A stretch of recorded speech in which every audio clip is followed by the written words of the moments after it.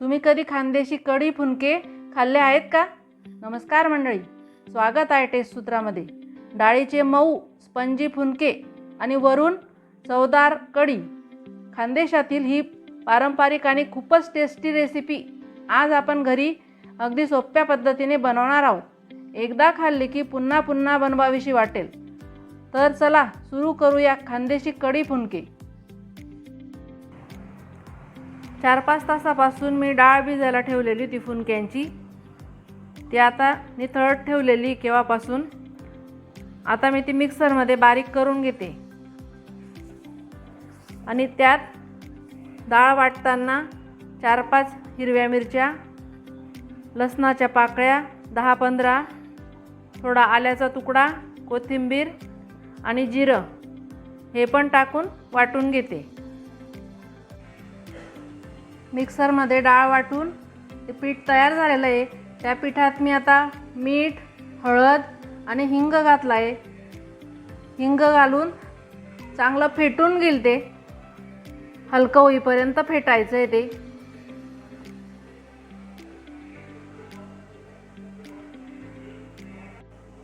हे बघा, आपलं पीठ असं फेटून झालेलं आहे. आता ते पीठ हलकं झालेलं आहे हे बघण्यासाठी मी एका वाटीत पाणी घेतलेलं आहे. त्यात थोडासा गोळा टाकून बघायचा. तो असा वर आला का लगेच तर समजायचं आपलं पीठ तयार झालेलं आहे. आता मी त्यात कापलेली कोथिंबीर आणि कांदे घालून घेते.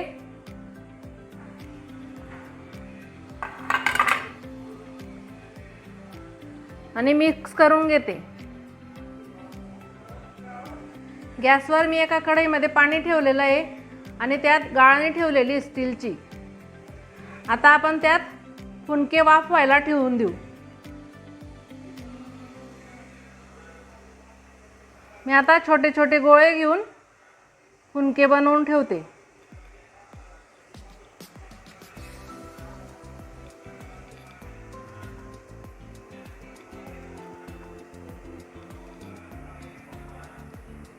फुनके ठेवताना जास्त दाबून ठेवायचे नाही, हलक्या हलक्या हाताने छोटे छोटे गोळे ठेवायचे. म्हणजे छान आतून बाहेरून वाफवले जातात ते.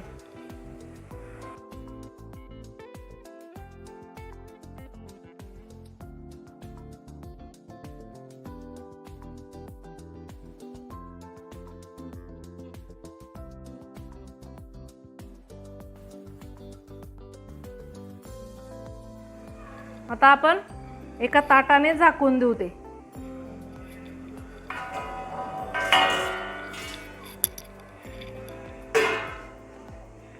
आता फुनके वाफवतायत तोपर्यंत आपण कढी करून घेऊ. मी कढीसाठी 1/2 किलो दही घेतलेलं आहे. त्या दह्यात मी आता 2 चमचे डाळीचं पीठ घालते. 2-3 चमचे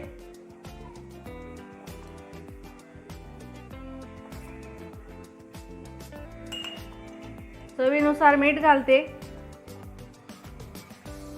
आणि ते दही घुसळून घेते.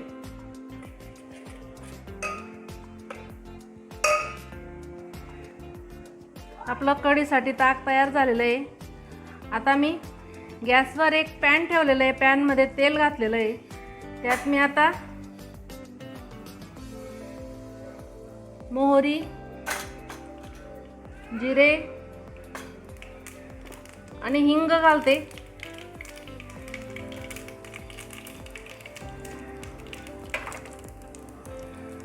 त्यानंतर लसूण थोडा लालसर झाला की मग मिरची घालते.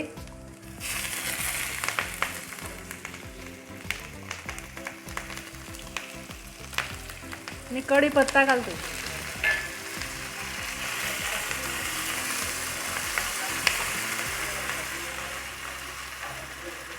थोडीशी हळद पण घालते आणि ही फोडणी त्या ताकामध्ये टाकून देते आणि कढी उकळायला ठेवून देते.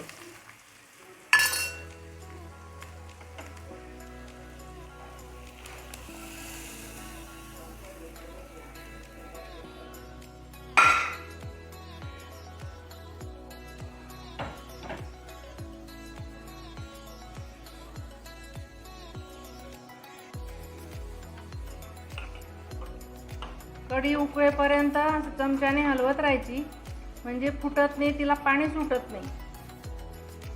जर चमचा काढला तर पाणी वर येऊन जातं, मग ती कढी चांगली लागत नाही.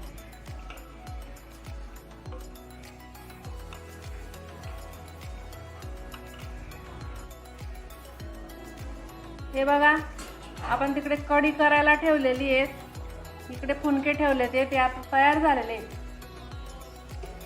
ते आपण आता एका भांड्यात काढून घेऊ. हे बघा, आपले फुनके छान तयार झालेले आहेत, मऊ झालेले आहेत. आता कढीलाही उकळी आलेली आहे, त्यात मी आता कोथिंबीर घालते.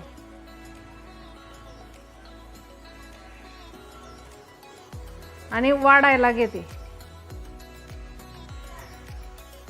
तर अशी तयार झाली आपली एकदम टेस्टी खानदेशी कढी फुनक्यांची रेसिपी.